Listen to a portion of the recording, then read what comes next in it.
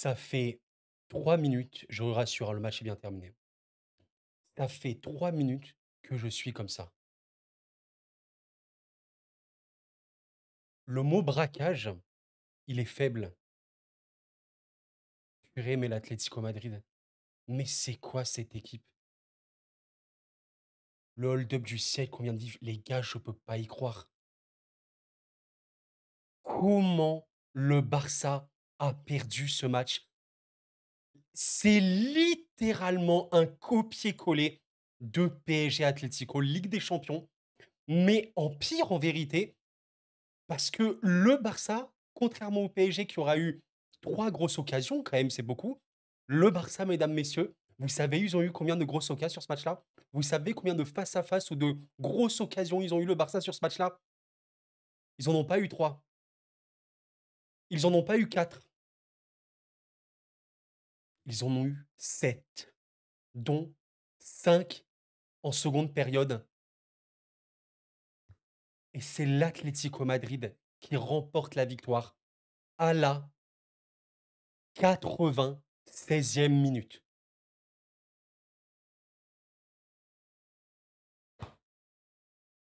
Sincèrement, heu, franchement, je vais être totalement honnête avec vous. Je félicite l'Atlético Madrid et si vous êtes supporter de l'Atlético, c'est formidable parce qu'actuellement, c'est bien les joueurs de Simeone, qui sont premiers de la Liga en attendant évidemment de voir le Real Madrid et tout. Maintenant, je vais être très clair. Pouah, c'est pas mon football, mais ça peut gagner et honnêtement, je suis pas du tout là pour cracher sur l'Atlético. On va parler du Barça parce que c'est gravissime ce qui vient de se passer. L'Atlético a fait des très, très beaux matchs cette saison. Franchement, on n'est pas là pour ça, c'est clair. Mais jouer comme ça et réussir à gagner, félicitations parce que c'est des génies dans ce truc-là. C'est des génies dans le fait de savoir avoir des miettes et les convertir en quelque chose d'immense. Mais purée, je suis peiné pour le Barça là. Oh, mais comment est-ce que c'est possible? Force à vous, mais je compatis les gars. Nous avons vécu ça en tant que supporters parisiens. Nous avons vécu ça avec encore plus de possession, moins d'occasions vraiment franches, grosses, etc. Mais on a connu la même. Que veux-tu analyser? Mais que veux-tu analyser? Alors, je sais que certains, ils vont même aller dans le débat, maraboutage, magie noire ou je sais pas quoi. En tout cas, contre le Barça et contre le PSG, c'est indéfinissable. Franchement, PSG Atlético, Barça Atlético, ces matchs-là, tu les rejoues 100 fois. Je pense pas que l'Atlético Madrid les gagne plus de 5 fois. Le football, le réalisme des 2 surfaces. Oh, je suis choqué les gars. Mais c'est un hold-up comme franchement, j'ai jamais vu ça. Mais je crois vraiment attendez, ça c'était quand? C'était le 6 novembre. OK, là, Barça Atlético, c'est le 21 décembre, donc c'est un mois et demi plus tard. 2 hold-up comme ça, coup sur coup. De J'ai jamais vu ça. Qu'est-ce que c'est que cette équipe de dégénérés?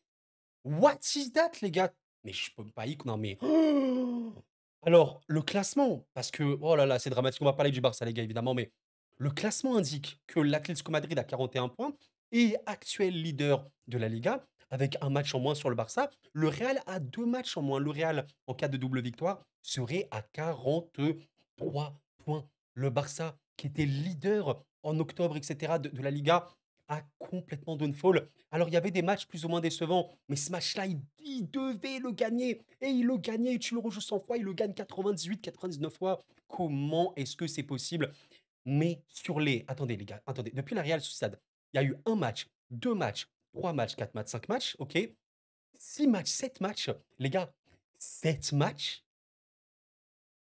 de Liga pour le Barça, une seule victoire. Mais le pire, c'est que sur ce match-là, mais que veux-tu dire? Mais sincèrement, vous êtes supporter barcelonais, mais vous voulez que je vous dise quoi si ce n'est que, ben, vos joueurs ont raté, Oblak aura fait des arrêts de port. Voilà, il a fait des arrêts de port. Il y a des joueurs qui ont raté, ben, Lewandowski, il doit marquer dans ce moment-là. Il enchaîne un peu des mauvais matchs ces derniers temps. Les gars, je pense à Pedri. Mais je suis écœuré. Je pense à Pedri, les gars. Les gars, je suis dégoûté. J'étais en train de préparer ma miniature avec cette image de Pedri. Est-ce que vous avez vu le niveau de Pedri sur ce match-là? Il était fabuleux. Alors, je sais même pas à quel point on peut voir des stats. Il aura tiré, il aura dribblé, il aura à peu près tout fait, le café, machin et tout. Ouais, 4 grosses occasions, 4 occasions plutôt créées par la passe. Il a été énorme, voilà, il a été en plus très, très puissant dans la récupération, 13 récupérations. Oh là là là là, mais le match de Pedri, il a été tellement, tellement fabuleux. Mais s'il vous plaît, simplement, si vous n'avez pas vu le match, regardez. Moi, cette action de Pedri, je peux pas vous montrer les vidéos, évidemment, je peux vous montrer que par image. Pedri qui récupère le ballon ici, dans cette zone du terrain, qui décide d'un coup, allez, je vais percuter, je vais essayer de percer un petit peu ce bloc de l'Atlético. Il le fait parfaitement. Regardez seul comme ça, le petit un, 2, 3, 4 joueurs de l'Atlético. Mais il s'en fout. Il rush, il rush. Magnifique, magnifique passe. Très, très puissante en vérité. Comme ça la passe sur Gabi. Alors Gavi, hein, je sais pas comment le prononcer, qui fait une sorte de roulette. Alors je pense pas que c'est vraiment très, très volontaire. Comme ça, bam, le ballon. Il fait un peu bam comme ça. Pedri, regardez, après la passe où il a éliminé totalement la ligne de l'Atlético, Pedri, juste avec lui, lui-même, hein, lui seul, sa percussion et sa passe, il a fumé toute la ligne de l'Atlético Madrid. Et Gavi, avec sa passe, je pense un peu involontaire, mais exceptionnelle, réussit à passer à Pedri qui s'est projeté en plus de ça après la passe. Pedri qui finit l'action. C'est un chef-d'œuvre, c'est magnifique. Ce fut un récital de Pedri. Pedri a été exceptionnel. Réellement, il t'a donné des ballons. C'était le métronome, mais c'est vraiment le Pedri qu'on a l'habitude d'aimer, de voir, qui réellement fait partie des leaders, des monstres de ce sport, malgré son jeune âge. Ça n'a pas été récompensé, quoi. Et en fait, vous savez pourquoi je suis triste sur ce match-là? Pas ce match-là, oui, je suis triste pour l'Atlético, c'est sûr, mais je suis triste par rapport à ce match-là parce qu'honnêtement, est-ce qu'il y a vraiment eu des mauvais joueurs? Alors, Pedri a été formidable, Gavi pour moi, été OK, Casado, il a été bien, Inigo, il a été vraiment top, Cubarsí et tout. Pour moi, le Barça était globalement bon. Rafinha, il aura tiré 5 fois OK, il aurait pu marquer et tout. Il a quand même fait 4 occasions sur ce match créées par la passe. Si on regarde ça, les occasions créées, bah, voilà, Pedri et Rafinha sont les 2 premiers. Ça m'étonne pas du tout. Ils ont été cruciaux à la passe, OK, magnifique. D'ailleurs, Pedri, lui, passe longue, réussi sur 8, n'importe quoi. Mais purée, entre Firmine, qui a raté et qui, je pense, aurait pu être meilleur, et Lewandowski, bah, c'est clair, le Barça se sabote. Une fois de plus, il y a eu des sabotages un peu contre le Celta et tout, mais là, tu as été fort, tu as fait un pressing. Vous prenez, j'allais dire la première période, oui, on peut l'évoquer, la première période du Barça, alors, c'était pas déferlant d'occasion, mais concrètement, tu n'as même pas laissé une miette à l'Atlético Madrid. C'est simple, en première période, l'Atlético n'a pas existé. Honnêtement, il s'est quasiment rien passé pour l'Atlético. Très, très gros pressing du Barça.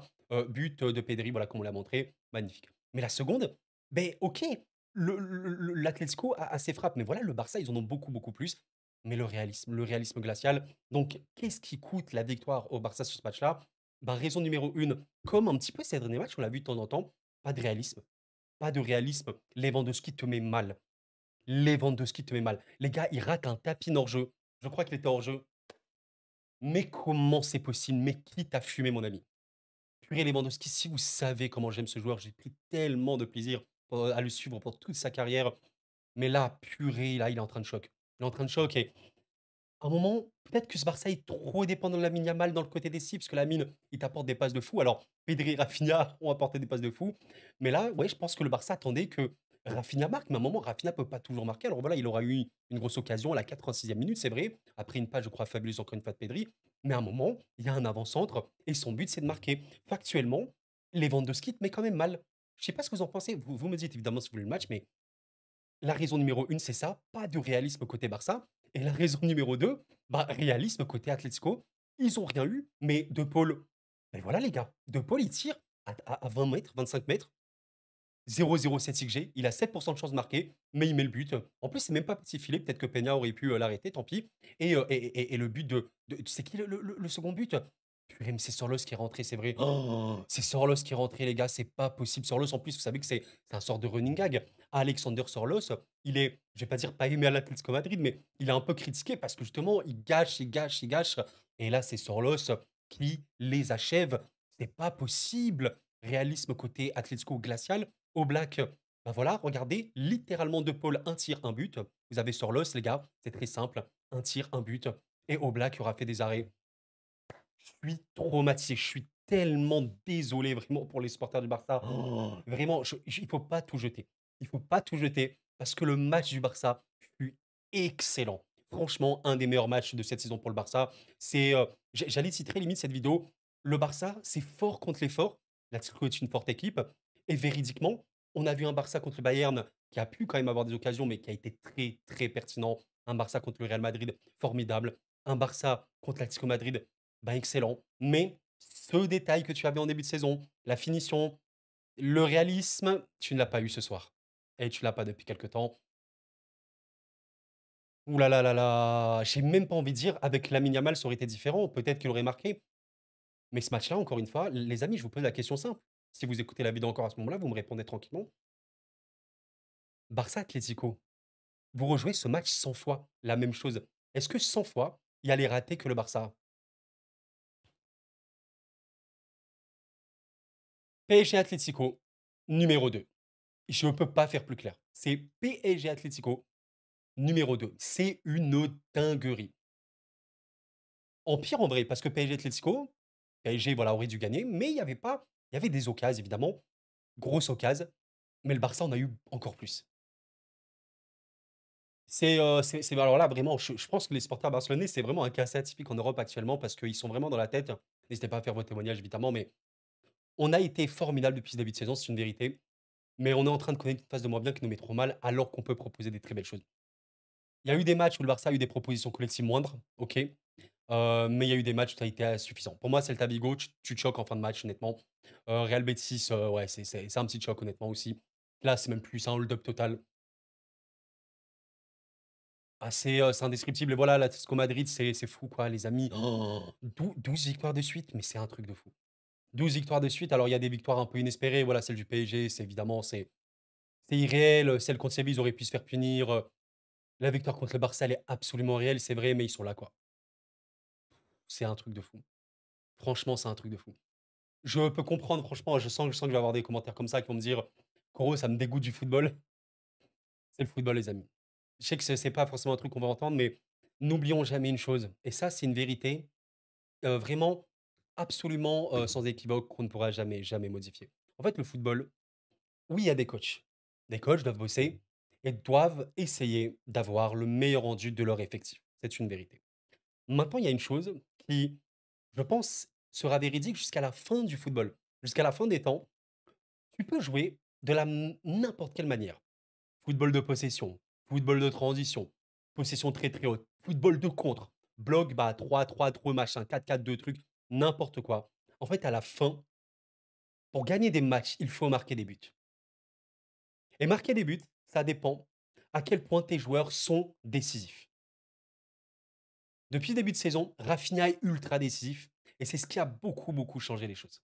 Lewandowski l'était également beaucoup. Et moi, ces derniers temps, notamment Lewandowski, parce que Rafinha l'est encore, Lewandowski est beaucoup moins décisif. C'est la vérité du football. L'Atlético Madrid, ils gagnent 12 fois de suite, notamment parce qu'ils sont au-delà du mot décisif. Ils sont, ouais, c'est des tueurs. Ils sont extrêmement décisifs. Le fait de se dire, tu as besoin d'une miette pour marquer, c'est l'Atlético Madrid. L'Atlético Madrid, ils n'ont pas besoin d'avoir une occasion. Une demi-occasion, même un quart d'occasion, ils vont te la marquer. Et évidemment, le gardien. Peña aura fait des bons matchs. Tu sens qu'il n'est pas top 5 monde. Oblak, on sait qu'il a quand même son CV d'être un des meilleurs gardiens de cette génération. Il aura été extrêmement décisif. Ça peut être très cruel, mais c'est le football. C'est malheureux. C'est ainsi. Mais il faut dire quand même, félicitations entre guillemets à l'Atlético de se dire que tu peux jouer ainsi et gagner parce que c'est toi qui es décisif et tu l'adversaire n'est pas. Il y a un peu cette phrase, vous savez, qu'on dit dans le football, punis vite l'adversaire parce que c'est lui qui va te punir. Tu tends le bâton, tu peux te faire taper. Le PSG a tendu le bâton à l'Atlético, ils sont fait taper. Le Barça a tendu le bâton à l'Atlético, ils sont fait taper. C'est affreux. Merci d'avoir suivi la vidéo. En tout cas, les amis, n'hésitez pas à laisser un petit like, malgré la déception, je pense, de beaucoup de gens. Oh là là, j'étais vraiment devant ce match-là. Je regardais la Coupe de France juste avant et tout. Je m'attendais à un match, un beau match. C'était un beau match. Je m'attendais quand même à avoir une réponse de l'Atlético meilleure. Très, très, très, très bon Barça, mais tu perds. Et ouais, ouais, ouais, la Liga, attention, attention, parce que c'est long encore, mais purée, le Barça avait quoi? 8 points, 9 points, 10 points, n'hésitez pas à me rappeler combien de points. Oh, mais qu'est-ce que les Madrilènes sont en train de s'amuser là? Oh là là, là, je suis en train de les entendre. Oh, les supporters du Real, ils sont en train de s'amuser dans l'ombre. Oh là là là là, le match contre Sevilla a rattrapé le match contre Valence. Les supporters madrilènes, les gars, ils sont comme ça. Ils sont comme ça là. D'ailleurs, si vous êtes supporter madrilène et vous regardez la vidéo à cet instant, bah, faites ça. Je sais pas, mais ça en vrai, c'est trop grave. Mettez un emoji, bah, dites, «Je me régale», voilà, dites: «Je me régale», comme ça je saurai que vous aurez vu la vidéo jusqu'ici. Et si vous êtes supporter barcelonais, je suis désolé pour vous, mais voilà. Les supporters de l'Atlético Madrid, là vraiment, moi je me demande comment ils vivent tout ça. C'est ça qui est trop particulier parce qu'eux, ils sont, voilà, avec une équipe qu'on connaît, hein, maintenant, voilà, il faut aussi être honnête. On connaît cet Atlético Madrid de de Simeone et tout, mais en vrai, est-ce qu'ils sont heureux? Et je pense que oui. Franchement, ça m'intéresserait vraiment de se connaître la vie de vrais, supporters qui suivent cette équipe tout le temps, quoi. Je me dis que, bah, sur ce genre de match, j'essaie de me mettre à leur place. Tu pas le plus emballé, clairement, mais à la fin, tu gagnes. Mais tu gagnes tellement de manière inespérée que tu aimerais quand même autre chose. Je pense que dans l'absolu, tu dis: «Ouais, tu gagnes», à l'instant, tu es content, mais peut-être que tu aimerais un autre jeu. Bon après, je vais pas genre en fait, le problème, c'est que ce que je dois dire pour l'Atlético, c'est que c'est une équipe qui est ultra intelligente tactiquement parlant. Tu peux faire ce genre de match contre le Barça, gagner et tu peux faire d'autres matchs, par exemple ici où tu es plus, proactif et tout. C'est ça la dangerosité de cette équipe. Tu peux totalement être dans ton match, dans le sens actif, vraiment faire mal à l'adversaire, jouer le ballon, jouer haut et comme contre le Barça ou le PSG, moi je suis là, vas-y je vous donne le ballon, moi je suis là, je défends, de toute façon je vais contrer, je vais réussir à te battre. C'est un truc de malade mental. Le football les amis, le foot merci d'avoir suivi la vidéo les amis, c'était cool, prenez soin de vous et la paix sur vous.